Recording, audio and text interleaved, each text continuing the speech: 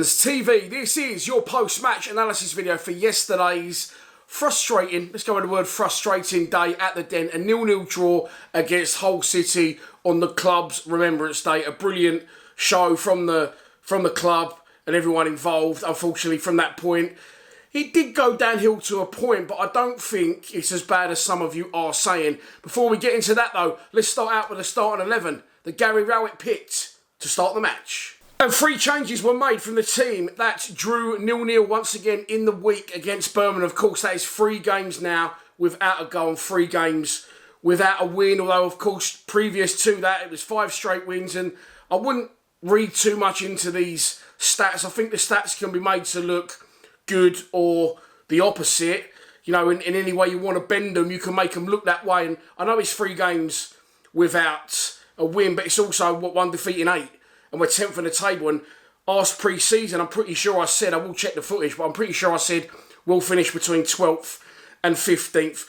I have had problems with Rowett in the past, okay? I've never had an issue, though, and I'll say this now, with the results, really. I've never really had an issue with league positions and points on the board that we've gained and his win percentage. That's never been the issue for me.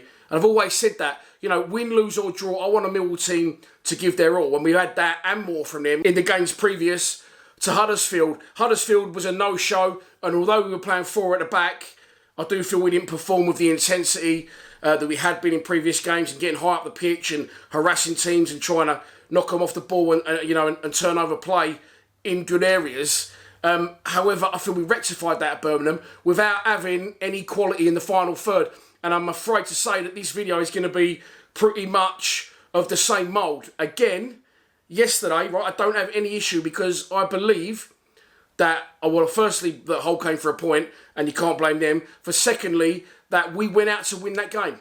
And I feel we did have chances and I feel we was unlucky at points. Other points, I feel that Hull and other teams now know our game, know our threats, and it don't take long with all the analysis in the game these days to work out what those strengths are. I mean, they're pretty obvious what they were anyway. It was corners and free kicks with Jake Cooper trying to knock them on. Teams have sussed that out now. So we're going to have to now try and find a different way. Criticisms I can have is that I would always play 2 up front. Okay, definitely we've gone 4 at the back and that's good. But I've said for ages, I've banged this drum for a while now, that we should be playing 2 strikers.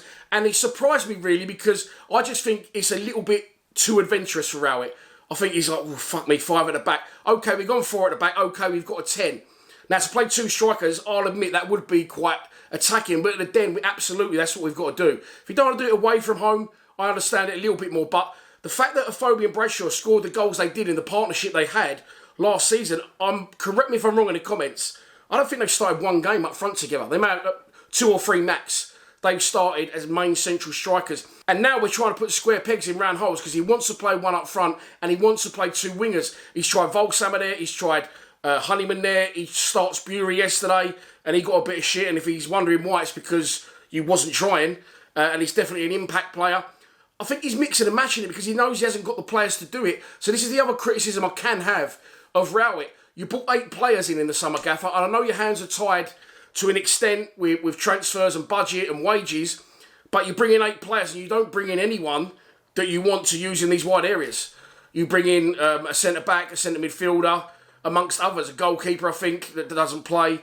He's in the 23s, his 3rd choice, fair enough. But the issue we've got now is, 1, a main striker, and I was watching all the highlights this morning, and I'm not even saying to the value of, I'm talking the style of player, the type of player, an old school centre. We haven't got an Ollie McBurney. We haven't got a Timu Pukki. We haven't got a Lyndon Dykes. We haven't got that type of player. Our strikers are all quite slight and nimble, but we need that focal point as a team. We need that striker, I believe, and I think that's what's letting us down again. Referring back to the Birmingham thing, is this the best we can hope for now without investment? Because again, yesterday, the reason I wasn't so disappointed is that we actually tried to win the game. And if we get into the game, okay, Hull come with a game plan. They've got a new manager in Liam Rossini, as I said, fantastic pundit in my preview.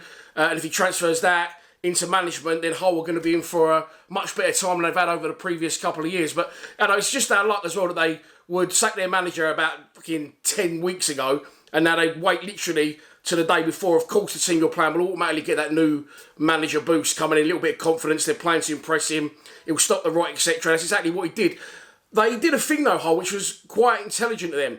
They didn't just defend; they defended, but they sat deep and they had the ball. So what I think his game plan was to keep possession for long periods. And in that instance, Millwall can't then attack. We can get high and we can press. And maybe we didn't do that enough.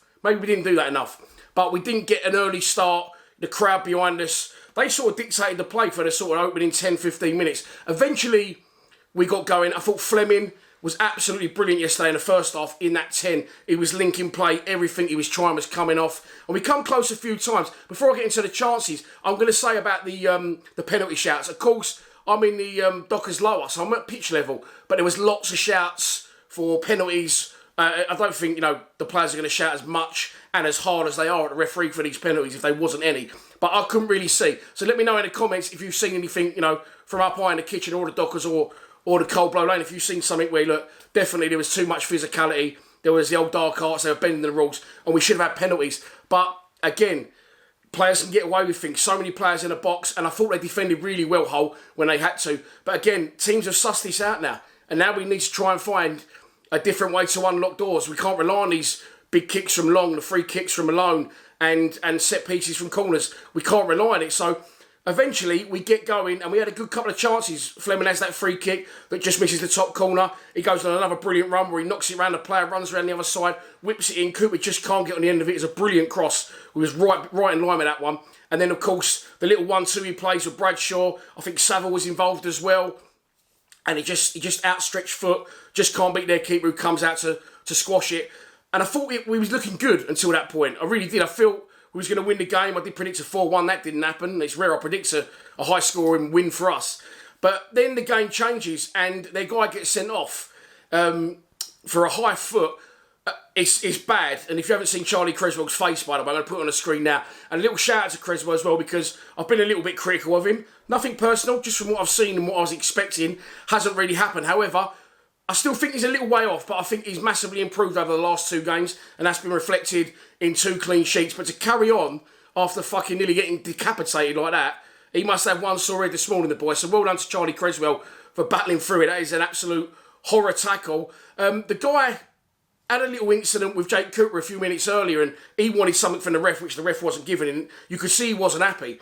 But if I'm honest, from what I've seen back, and I might be wrong, he gets his foot out, but he can't really see who's there. I mean, your foot shouldn't be up there, full stop. And it's dangerous play, and he's nearly fucking took Paul Creswell's nut off. So it is a straight red card. From that point, I thought, oh no. Because I know it's cliche to say this in football, okay, but teams struggle anytime. I remember the World Cup a few years ago, a long time ago, I think it was when they had the fucking Vuvuzelas out in South Africa, I'm not sure. But Argentina were playing a game, and they couldn't unlock a door. I think they was playing something like Iran. I'm not sure, it could be wrong on that one. But they went down to 10 men, Iran, and Argentina couldn't unlock the door because Iran just sat behind the ball, 10 men. I think if Hull stay at 11 men, I think we win the game. I think it's actually not done us a favour with their guy getting sent off. And it should have been sent off. I mean, he's very, very dangerous player. And as a result, you can see what's happened to Charlie Creswell. So, as I said, hopefully he gets better soon and he's not in too much pain. But look, we was in pain in the second half. It was just frustrating. But again, I've got to defend Rowett. I think he's gone to win the game. People were saying the tactics wasn't right. Formation, I agree with. Our tactics are our tactics, unfortunately. And he did use to pop it. 30 passes round the back, get knocked off the pitch, ball out of play. We have changed the tactics. We have gone more direct. So I don't really have an issue with the tactics. I just think, as echoing Birmingham, what I said after that, we just don't have that quality in the final third. We just don't have it, and we need it. We need to invest now if we're going to go to the next level. Because I tell you, if the season finishes tomorrow, it's another success. 10th in the table, you cannot argue with that. So, in one way, I get the fans' frustration, a lack of ideas, a lack of intent maybe sometimes. We sort of dip in and out with that, but it's very difficult to judge whether that's the players or that's the manager. And going into, the Huddersfield game, 5 on the bounce, you shouldn't have had to say too much to the players if you're Gary Rowett in that instance. Just more of the same. So whether he switched it and said, hold back a bit, I can't see it, on fire against the bottom team in a division, then I can't see why he would have said that. But listen, who knows? We come out the second half, And he makes substitutions, but again, you know, you've got Honeyman, who I feel is industrious and does okay. I think he's a centre midfielder though, but I thought we done all right yesterday. Volsammer, listen, he's not going to score one goal for this club. Not one goal. He's not going to score one, by the way. I'll have a bit of anyone on that. He won't score one goal unless we draw a team fucking non-league or League Two in the third round of the FA Cup. He's not going to score one goal. But he's playing out wide. You've got Bury, frustrating because you think he's going to be brilliant, then he won't run and gets booed off. Make your own minds up whether that's the right thing to do, but we demand effort at Millwall as a minimum, and he wasn't doing it yesterday. And I think he's thrown his hands up in the air, not literally, mentally. He's seen, you know, people not on his side. He's thrown a bit of a strop. Bennett looked good again when he came on, but can he last 90 minutes? So he's trying all different things here, Rowett, but again, he's picking his formation. So it's a little bit of a, okay, you haven't got the players to do this. You had a summer to bring in players to play here, which you didn't. And now we're playing people out of position in these positions when we shouldn't really even be playing this formation, in my opinion. Listen, our team, okay, before we finish getting to the second half, our team, 2 great goalkeepers now, not a problem with it. Back 4, Danny Mack's on absolute fire at the minute, and long may that continue. Left back, you've got Scott Malone, I thought was really good again last couple of games he's played. Well, at the Den, not so much away games. If he had played them, I'm not sure, I can't even really remember if I'm honest. Cooper, Creswell's improving. You've got Murray Wallace in there, of course, that can play there. You've got Stoles that can play left back. So back 4, experienced, Millwall-like, 2 good goalkeepers, not a problem with it. The midfield, I think George Saville's going from strength to strength. He's flying into tackles now and really making himself a little bit of a midfield general in there. Billy Mitchell's pass completion rate was 94% yesterday.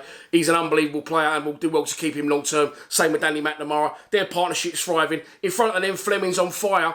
It's just this final third now. I think put Styles in the midfield with Mitchell and Saville, put Fleming in a 10 and go back to Bradshaw and Aphobia up front for now. What's proven for us that it will work if we persist with it. But I don't think we're out to do that. But even so, in the second half, there are people saying, oh, it's shit, you know, we didn't score. We did actually score, didn't we? Really good play from Mitchell, puts it out to Malone. Malone sticks a fantastic cross in. I had to watch the replay about 4 or 5 times this morning because at first I thought Fleming got it, but it sort of goes over in. Bradshaw stoops low, heads it, it's in, given offside. Whether it was or it wasn't, again, up the other end to me, so you have to let me know in the comments. Malone's had another one where he stinged the palms of the keeper, who was right behind that. And we was unlucky. We did continue to pepper him, but the longer that goes, the harder it becomes. And, you know, we did try to change that. You know, players were brought on, lots of subs. I think we may have used five yesterday. So, again, I understand the frustration from the fans. I think I'm just learning to live with life under Rowett. Maybe it's why I'm not as fussed as I used to be about him being in charge. But again, I feel for this game and for Birmingham, we went into it trying to win a football match. So I can't really knock the team. That's what I said. Before, Rowett was never going into games trying to win them. He was, even at home, oh, fuck, who they got? Well, they got him. Well, let's try and consolidate. Let's try and nullify that guy and that guy. Let's get to 60 minutes and then maybe try and nick one. Or, oh, they've scored. Okay, let's try and equalise. I really believe that he's trying to win football matches. So if the goals don't come, but the team try and give everything they give, then that's the Millwall way. And that's enough for me personally. So I was frustrated yesterday. I did want the 3 points, but on reflection, I'll be honest, I wasn't sure we was going to beat Watford or West Brom. I think I said 2 points from those 2 games and we got 6. So it swings and roundabouts. We're 10th in the division. If we was to invest in January, I think we need a Jeb Wallace type to go on the right wing, try and keep Mason Bennett fit and buy an out-class striker because he's going to play this 1 up front. He's not going to listen to me, I don't think, and play 2 up front. So I think if we was to invest, people saying who are we going to get, going to get these non-league gems now is difficult. Going abroad can work with Fleming, as you've seen, but doesn't work with Volsammer. So I don't know what the answer is, but that's not my job. That's the recruitment staff, that's Gary Rowett, that's the football club, that's the chairman. But I feel we need to maybe take a chance, but if not, we need to weigh something out and actually show, you know, okay, 1.7 million is a record for us, and we was excited at the time, but in terms of football, it's a fucking pittance. I'd love to go, bang, £5 million, let's take a chance on someone who scored 30 goals in League One. But, you know, we probably haven't got the money.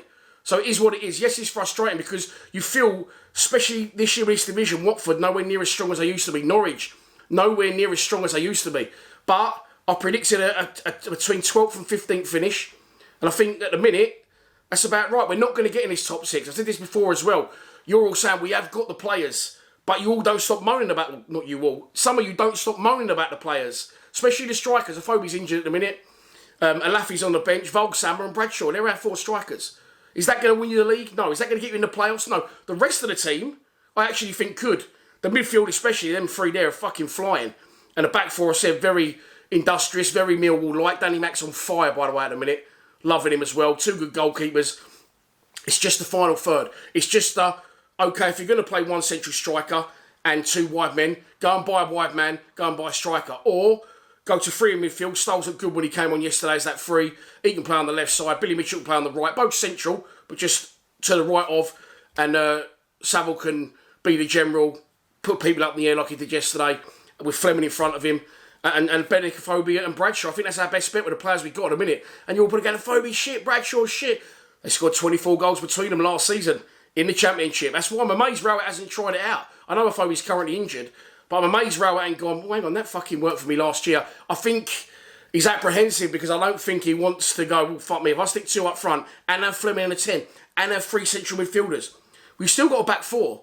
And you've got some very fucking leggy central midfielders. Billy Mitchell, Callum Stiles, even if you put Saville, Mitchell and Honeyman in there, they're going to run all day, all of those. Saville maybe not so much, but the other 3, there's legs to get wide, there's legs to get back and join in and help out. So yeah, very difficult one. It was 0-0, but again, look, I'm nowhere near as disappointed as I was a couple of years ago. I was just absolutely fucked off with it because we was going into games not trying to win them. I do believe we tried to win yesterday. I do feel we was unlucky with that offside goal. With Hull actually getting a man sent off, fucked us a little bit because they then sat back, was difficult to break down. I felt the Hull defended well, and I don't feel it's the end of the world. We're 10th in the division. With the international break impending. If you'd have offered me that at the start of the season, I would have fucking ripped your arm off. Preston away on Saturday, the last game before, of course, the break for the World Cup. So I'll be back in the week for that. I think there'll be a podcast out tomorrow as well, live at 8 p.m. on Monday. I don't know what day you're watching this, but Monday, 8 p.m. I think Kenny's got some more foam that he needs to get out of his mouth. I think he's spewing after yesterday's game, but there you go. That's football, that's opinions. I don't think it was too bad. Join us tomorrow for the live stream, 8 o'clock if you want to. However, that will be for subscribers only. We passed 19,000 subscribers overnight. So there you go. It did work. Thanks for your support. Any live stream going forward, whether it's podcast or whether it's match day at the Den or an away day, which I'll stream here, you've got to be subscribing. It is, was and always will be free to subscribe. So on that note, please subscribe to Lions TV. Come on, you Lions.